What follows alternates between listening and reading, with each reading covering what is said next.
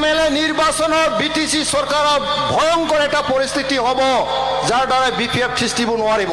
ইউপিপিএলखौ जन्म होदोंमोन जोनोम दाथा रावबो गैला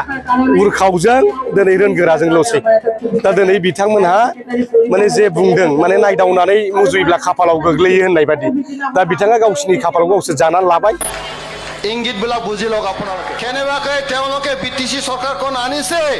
কিন্তু আমি কম বিটিসি সরকার বিপিএফ সরকার 5 বছর না যায় এই এমএলএ নির্বাচনত আমি 10 জনকে বেশি এমএলএ জিকার পিছত বিটিসি সরকার উলট পালট হব बे उल्टा पाल्टा पार्टिया दिनै माने जोबलांखाबाय जास्ट ओरैनो बिथांमोना पार्टिखौ इलेक्सन गेलेनायनि मुङाव गेलेदों जाहाथे रायजो राजाफ्रा जाहाथे गावसोरखौ बिसासाव लायो खिन्थु देरहानो थाखाय गेलेयाखै बिसोर पार्टिखौ फोथांनायनि थाखायसो गेलेदों যোৱা বিটিসি নির্বাচনত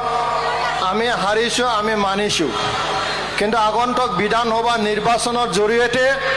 আমার ইউপিপিএল ক্ষমতা আকৌ ঘূৰাই আনিবৰ কাৰণে সন্মুখত আমাৰ সুবিধা আহি আছে बे दिनैया मा नुदों दिनै बिथांनि बुंनाया गासैबो उल्था जालांगासिनो दङ दिनै जायखौ लानानै बिथांमोना इउपिपिएलखौ गोख्रों खालामनांदोंमोन दिनै चन्दन ब्रह्म खाम्फा बरगयारी दिनै माने जोमै औवारिमोन दिनै मावथि हाज'वारी गुनेश्वर गयारी दिनै भुपेन बर' दिनै सासेनिफ्राय सासे बिथांमोना नेताफ्रानो गुगालांजोब्बाय जायफोर इउपिपिएलखौ जन्म होदोंमोन जोनोम दाथा रावबो गैला उरखावजों दिनै रोनगोराजोंल'सै दा दिनै बिथांमोनहा